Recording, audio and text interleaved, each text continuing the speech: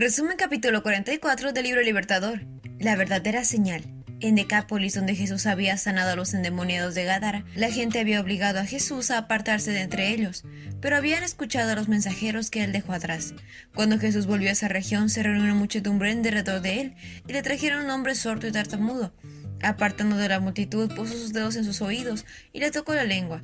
Suspiró al pensar en los oídos que no querían abrirse a las verdades y las lenguas que se negaban a reconocer al Redentor. A la orden, sea abierto, le fue devuelta al hombre la facultad de hablar. Jesús subió a una montaña y allí la muchedumbre acudió a él trayendo sus enfermos y cojos. Él los sanaba a todos y la gente, pagana como era, glorificaba al Dios de Israel. Durante 3 días ese gentío continuó rodeando al Salvador, durmiendo de noche al aire libre, y de día agolpándose ávidamente para oír las palabras de Cristo y ver sus obras. Al fin de los 3 días se habían agotado sus provisiones. Jesús no quería despedir los hambrientos e invitó a sus discípulos a que les diesen alimentos. En Betsaida habían visto cómo su pequeña provisión alcanzó para alimentar a la multitud. Sin embargo, ahora no trajeron todo lo que tenían, ni confiaron en su poder de multiplicarlo en favor de las muchedumbres hambrientas. Además, los que Jesús había alimentado en Betsaida eran judíos, estos eran gentiles y paganos. El prejuicio judío todavía era fuerte en el corazón de los discípulos. ¿De dónde podrá alguien saciar de pan a estos que están en el desierto? Pero obedientes a su palabra le trajeron lo que tenían, 7 panes y 2 pescaditos. Jesús alimentó a la multitud y sobraron 7 grandes cestos de fragmentos, cuando 4,000 hombres, además de mujeres y niños, repusieron así sus fuerzas. Luego cruzó con sus discípulos el lago hasta Magdala, en la región costera de Tiro, y su espíritu había quedado confortado por la implícita confianza de la mujer sidofenicia. Los paganos de Decápolis lo habían recibido con júbilo. Ahora, al desembarcar otra vez en Galilea, fue recibido con incredulidad y despectiva. Sectas, fariseos y saduceos habían estado en la selva enemistad, pero se unieron ahora en contra Cristo. Los líderes exigieron alguna señal. Hipócritas, dijo Jesús, saben interpretar las señales del clima en los cielos, pero no saben interpretar las señales de los tiempos. Las propias palabras de Cristo, pronunciadas con el poder del Espíritu Santo, eran la señal de Dios que había dado a sus hijos para la salvación.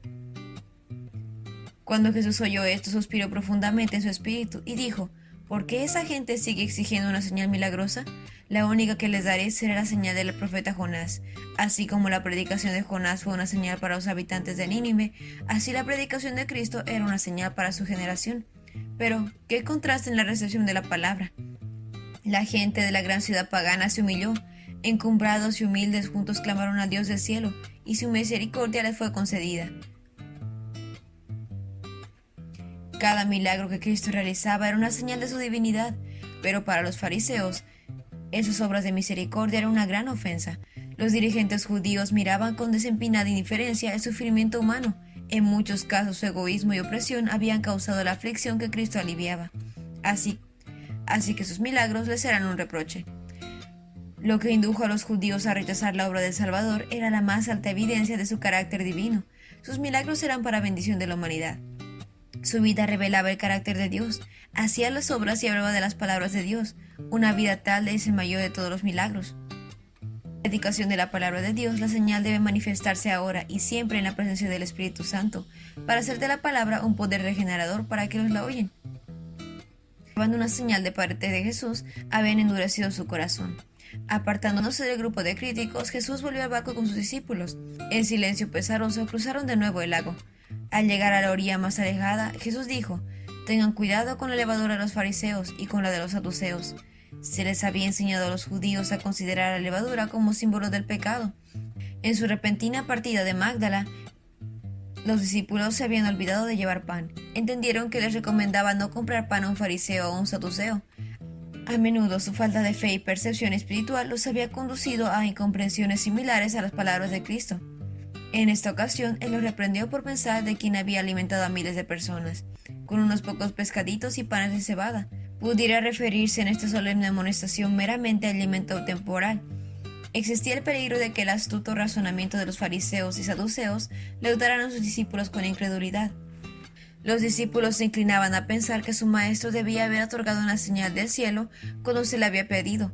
Creían que él era perfectamente capaz de realizarla y que una señal tal habría silenciado a sus enemigos. No discernían la hipocresía de esos críticos.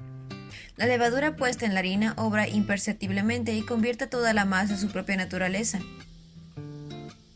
Así también, si se le permite existir en el corazón, la hipocresía impregna el carácter y la vida. Un notable ejemplo era la práctica del Corbán, por medio del cual se ocultaba una negligencia del deber hacia los padres bajo un fingimiento de generosidad hacia el templo.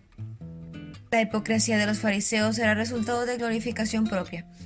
Esto los inducía a pervertir y aplicar malas escrituras. Aún los discípulos de Cristo estaban en peligro de albergar ese mal sutil. Los que decían seguir a Cristo estaban influenciados en gran medida por el razonamiento de los fariseos. Con frecuencia vacilaban entre la fe y la incredulidad.